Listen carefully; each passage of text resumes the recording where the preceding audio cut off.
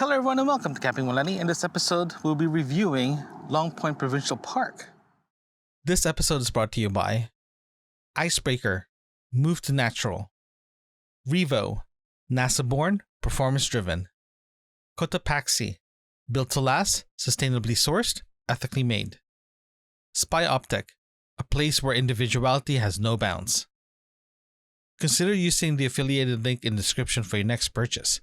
You will help support future content on this channel. Thanks for your support.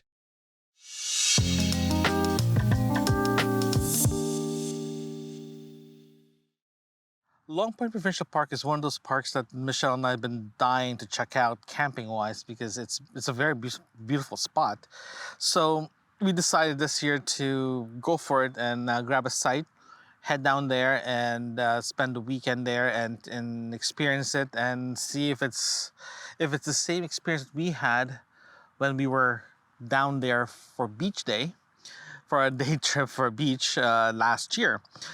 So we went and we have mixed reviews of the site. If you watched that episode, you know that I was complaining about the shade. So what we're gonna do in this episode is we're gonna go through the overall impressions, pros and cons, and go from there. Okay, so overall views. From Toronto to the park itself, it took us about 2.5 hours to get there. 2.5, 3 hours, depending on the traffic. The drive there is not all highway driven. It's all highway going into Hamilton. After that, it's all rural streets, side streets, and all that good stuff. So, country roads. And when we got there, we were greeted with a very nice beach town feel to it. And to be honest with you, I love that feel of it because, lack of a better word, it reminds me of Cape Cod.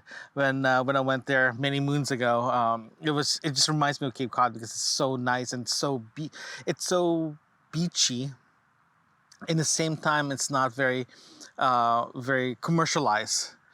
You know, you have people who live there, people who has cottages there, who's doing rentals and all that good stuff. So it's a great place to go to, and it's a nice place to visit as well.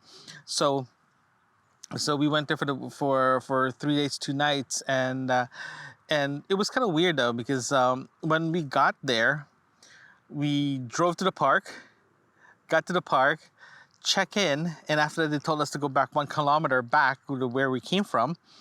The park is on the left-hand side, so you just go in there, look for your spots. They give you your typical receipt to put in your car, but at the back of the receipt itself has a barcode. You scan that barcode to get in, for the gates to open, then you drive in. So it's different. It's a different feel to it. It's almost like a peninsula outside the park, but it's still considered park boundaries. So yeah, so anyway, we got there, and I know going into this park we don't have a shade because all the sites that has shades, it's all fully booked. So we're like, okay, life moves on. The only thing that we didn't anticipate is how hot those 3 days it's going to be. It is incredibly hot, and when we got there, the first thing we did is to set up the tent as we normally do. We tried to find a place that there's a shade to it, so we don't have to be underneath the sun. But that completely failed. I'll tell you guys all about that later. So we set up the tarp. The tarp itself was fine. It actually helped keep our site cool as much as possible. But here's the thing, though, because the whole campsite is all not grass, sorry, it's all sand. So all the stakes and all the stakes that we used to hold our guidelines actually start coming out because it's sand, right? It's sand.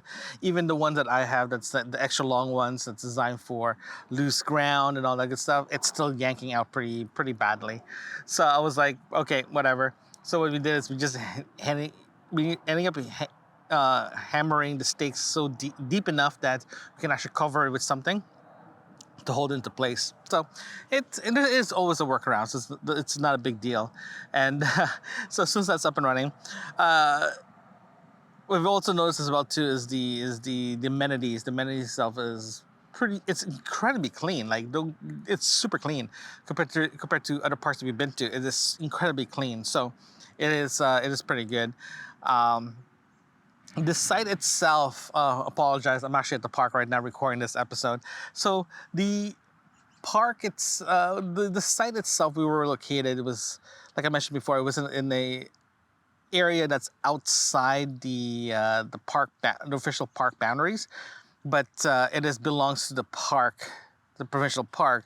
But if you walk around the if you walk around that peninsula, not peninsula, it's almost like a concave property of the park itself. It's kind of hard to describe, but it's literally a park property outside the park, and they, according to the fencing and all that stuff, it says park boundaries, but it's just outside the park, so it's a little confusing. So after we set up, we ended up walking to the beach itself. So while we're walking to the beach, it was literally 30 feet away from the beach, and while we're walking towards it, we realized that that there's really no shade in the area that we were at. There are some shade. There are some trees that covers the campsite itself, but there isn't really. That's when we realized that the whole site was designed to accommodate trailers and RVs. Don't get me wrong, some people are camping with tents without an RV. That's good, but they are the same situations as we are. We're literally underneath the sun with no shades. So what we did is we walked around. The next day we walked around the park, the park itself, and we noticed the same thing. It's the same trends. That some areas do have shade and some don't, right? And just threw us off guard significantly because it was so hot that for those 3 days it was very uncomfortable, right? So at the end of the day, we accepted it, we moved on. We complained about it, but we moved on, whatever.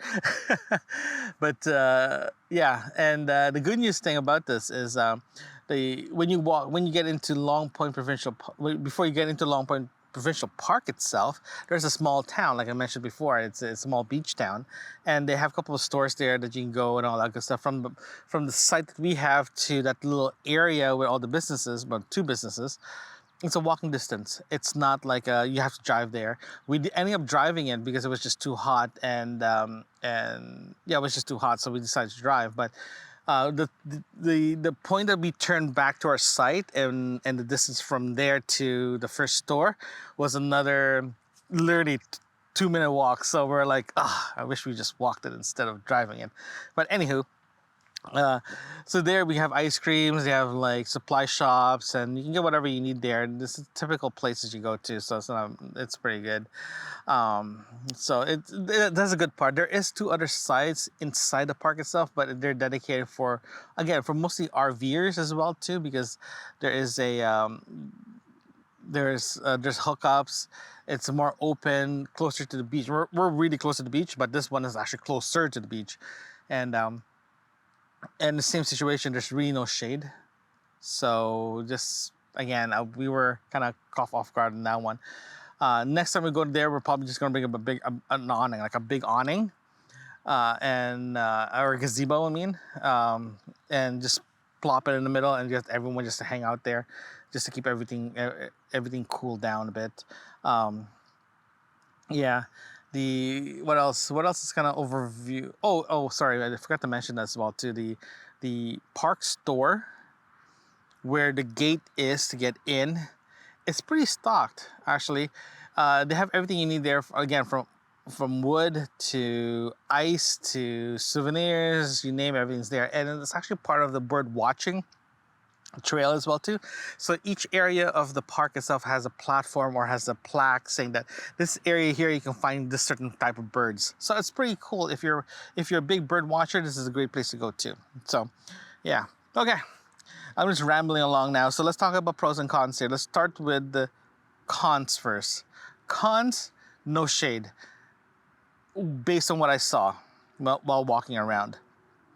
There's areas of shading, but you do have to find it. If there's shade, people are already taking it, right? If you're planning to be close to the bathrooms, go for it, because it's where we were at compared to the bathrooms was literally 10 meters away. So it's pretty close. We just have to go through the park, through the playground area to get there. So it's not a big deal, right? The bathrooms, it's there. But here's the thing though, where we stayed, just out, remember, this is a little area outside the main park itself. The recycling and the garbage was literally in the front of the gate. So if you put yourself too close, you will smell the garbage and recycling.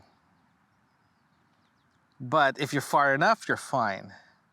So just keep that in mind. Just really keep that in mind, because you don't want to be too close, right? So that's that. The other one as well too that kind of very disappointing is the distance between the park. Disappointing, that's kind of confusing, more confusing than disappointing, that you have to go to the park, grab your stuff, grab your wood, then drive back a kilometer. So it wasn't, it was a little confusing, but at the same time too, you are not officially inside the park. If you're inside the park, that's completely different. But this one, you're outside the park, so you can't just go, right? So it's kind of a little confused. It is very confusing. So if you've never been there before, just keep that in mind. You do have to drive back and forth. If you are staying where we are at, going into the park, you just show your ticket, then you can go in, you can do whatever you want to do inside the park and drive back. You can bike it, so if you do bring a bike, you can bike it, not a big deal. The other one as well too is the I don't want to say the sites. Some sites, you just have to be aware that if you are planning to go there and camp, make sure that your stakes that you're gonna be using to put your to hold your tent down, or your gazebo down, or a tarp down, make sure that they're long enough that that it doesn't come out very easily, because you are pretty close to you are literally beside the lake. The wind does blow. When the wind blows, the whole thing just like the whole thing just affects your tents and your tarp or your gazebo. You do need to stake them down. What we ended up doing is we ending up putting extra guidelines at the side of our gazebo, because the whole thing is just flapping all over the place. Plus, at the same time too, I did a poor job putting the tarp up, so that's partially my fault. But at the end of the day, it's just there's a lot of wind going into your site, so just be aware of that. The showers are clean, but at the same time they are showing its age. I think it's very typical to all the parks that the infrastructure is showing its age. So yeah, that's the only cons that I have. Okay. Oh yeah, the other con, I think I mentioned that it's a shade. Just keep an eye on that. If you are planning to go there, make sure you do your research properly, find out where a great spot is, then you can go there. Okay, just keep that in mind. Okay, let's talk about pros here. The pros, this place is incredibly beautiful. Like, no doubt about this. People who go to this site, to this park, to this area of Ontario, is just in love with the prettiness and the picturesque feel of this whole area. Yeah, it's just really pretty, right? The people there are super friendly. It's close enough to Niagara Falls that you can literally go to Niagara Falls after your trip and come, or you can take a day trip to Niagara Falls. It's not a big deal. At the same time too, that the beach itself is super clean and super well maintained, and it's so beautiful. It's white sand beach. You know how rare that is in Ontario, getting a proper white sand beach. And if your site is pretty close to the beach itself, what we did is we ended up going there in the morning, set up our little beach gazebo, and we just left our stuff there and go back and forth, and it was great, and it was just really nice to have that option of just leaving your stuff there and being secured and going back to your site and going back there again. So it's very, very nice. It's very cool. In my opinion, best thing ever. I highly recommend doing it that way because it's a lot easier, right? What else is actually nice as well too there is again, one thing that caught me off guard that I really, really enjoyed, that I wish every park has. I showed it in my video. If you watch the video itself, in day 2 we ended up walking around, and I saw some that showed you guys a setup of their water faucet, their potable water faucet, and it has a shelf. It's made of wood with a platform. You put your jug of water there. When you open it, it just flows there, so you don't have to go all the way down to the ground and messing up the ground. Reason why I'm loving this feature in this park is if you have back problems, or if you're elderly, or you just have a heavy bucket or whatever, or a small bucket, or a small water jug, you don't want to put it in the ground and just water will go in there. One, you'll waste water, right? So you have to angle it in a way that it'll get water. Second is just water spilled, so the whole thing becomes a pool of water, and it's not very fun. Sorry, I'm just a little... Bees are flying all over me. Sorry. Yeah, I was saying that there's a platform there. If you have a water jug that's actually very small, you don't want to put it in the ground. The whole water is just gonna be all over the place. So this one brings your jug closer to the faucet using the platform, and it works perfectly. I wish every single park has this, because the last park that we went to before this doesn't have it, and it's just very, disappointing. I'm hoping the next park that I go to has that. If not, again, Ontario parks, you set a level of expectation in Long Point. Hopefully you have it for the rest. Again, wishful thinking, right? So that's one thing that I totally enjoyed. The location is great. The cleanliness is great. They do clean it, yeah. Overall, I give it about an 8 out of 10. No, sorry, let me phrase this, because of the confusion thing. If you're first timer, I give it about 7 out of 10. But with a caveat of find a proper site, and then the score will go up to an 8, or possibly even 9. That's how good this place is, right? Would I go back?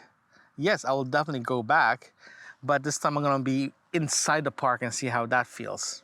Not outside, but inside. And if you do decide to go before school ends, before summer vacation starts, because this place do get booked really, really fast. I tried to get a booking last year, but it was busy until the end of September, actually. So keep that in mind. If you're planning to go there, you're planning to go camping, make sure that you book in advance. I think this is the first one I booked when the whole booking system opened up in January, February. So that was the first one I booked. So just keep that in mind. Just be ready to fight for your site. When you get there, it's worth it because you're close to the beach.